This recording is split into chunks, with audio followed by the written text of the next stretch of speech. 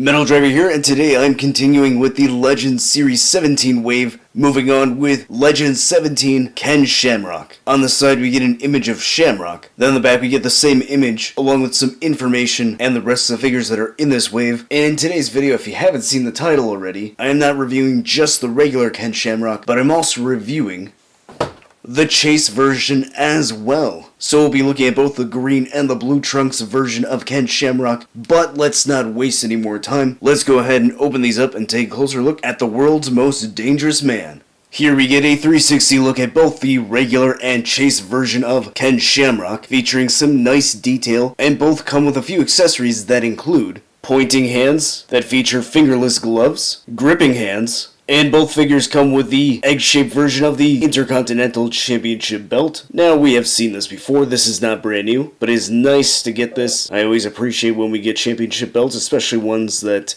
we don't get as often. Some nice detail on the side plates. You've got Antarctica, North America, Europe, Africa, Asia, and Australia, which all look pretty nice. And you know what else looks nice? Is the head sculpt that's on Ken Shamrock. Now this is not brand new. It is the exact same one as Elite 52, that original one. Same sculpting, I don't see any difference. The difference would be the paint application, which uses that TrueFX printing, which makes this old head scan look much better. Which, looking back at the Raw box set, yeah, would have been nice if we got that with the 1-2-3 Kid and Razor Ramon, but, you know, Mattel was a bit lazy there. Fortunately enough, they were not with this head sculpt. The eyes are painted well, the eyebrows, the teeth, the lips, sculpting of the nose looks pretty good.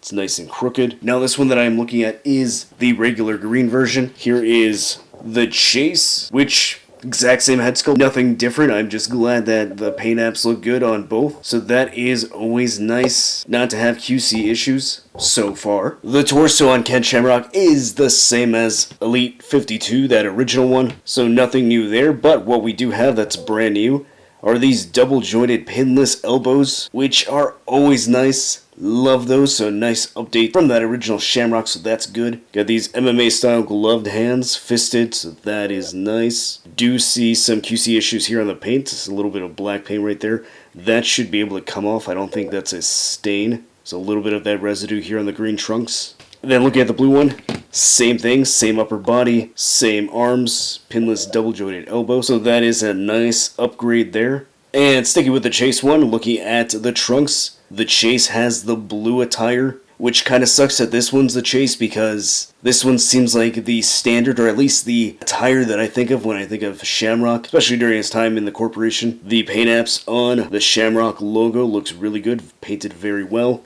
Nothing on the back there. It's got some blue knee pads with black over it, so looks like this is mimicking the way it's painted.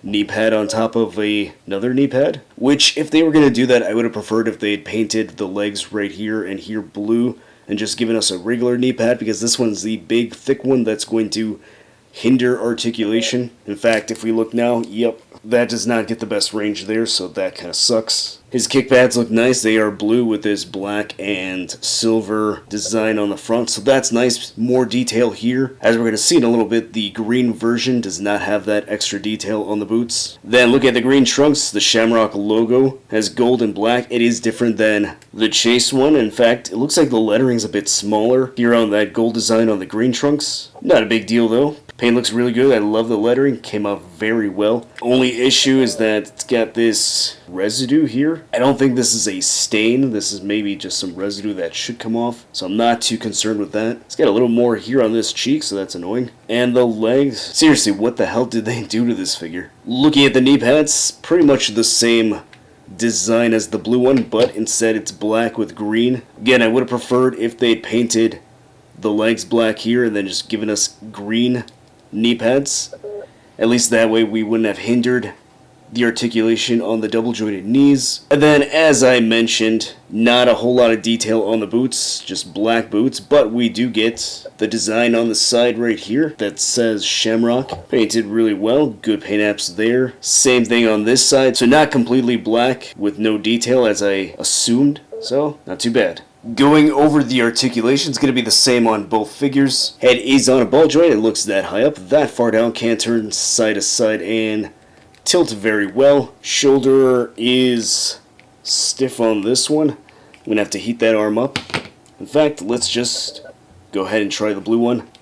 It goes that high up, rotates all the way around, biceps swivel, double jointed elbows, so pretty good range there. A swivel and hinge at the wrist, crunches that far forward, that far back, waist swivel, legs go that far out, that high up, a thigh cut, double jointed knees that are hindered by this fat knee pad, a cut at the top of the boot, ankle goes that high up, that far down, and we do have some decent ankle pivot. And here are the new Legend Series 17 Ken Shamrocks next to the original Elite 52 in the red trunks. So I think the only attire we need now would be the black trunks and maybe that referee attire from WrestleMania 13. So this looks pretty cool. I might actually buy a third one when these figures eventually go on clearance. Swap out the arms on the original to give him that double jointed elbows. I think that would look really nice. And speaking of really nice, these two figures are in fact really nice. Okay, they're better than nice. I really like them a lot. It's nice to getting another Ken Shamrock, an upgrade from the original with double jointed elbows, swappable hands, a better looking head scan even though it's the same one. That true effects detailing really makes these head scans look very good. Again, wish that was the case with 123 Kid and Razor Ramon from the Raw box set, but that's not part of this review. I'm really satisfied with these. The only thing that I would change is that I would have made the blue trunks the regular version and the green trunks the chase. Simply because when I think of Ken Shamrock, I think of the blue design. That's probably the most memorable attire, at least for me it is. The green one, I barely have any recollection of him wearing that. I know he wore that towards the end of his run in late 1999, but really the only reason why I remember the green trunks is because that is the default attire from the game No Mercy. Which, by the way, if you're a wrestling fan, go play that game. Go play it right now. But regardless of which is chase, which is regular, hopefully the chase is easy to find. I know with the previous wave, the Molly Holly chase was very easy. At least in my area it was. In fact, one Target, I remember seeing 6 to 8 Molly Hollies on the peg, and I kid you not, every single one of them was the chase version. So if you are more interested in the blue attire, hopefully you can find that. So far, I've been really happy with Legend 17. I think this has been a solid wave so far. I just have one more figure to review, and that is AJ Styles, and that video will be coming out very soon. But in the meantime, hit that like button, subscribe, and check out my other reviews from Legend 17, so click on the card at the end of the video, and I'll see you next time.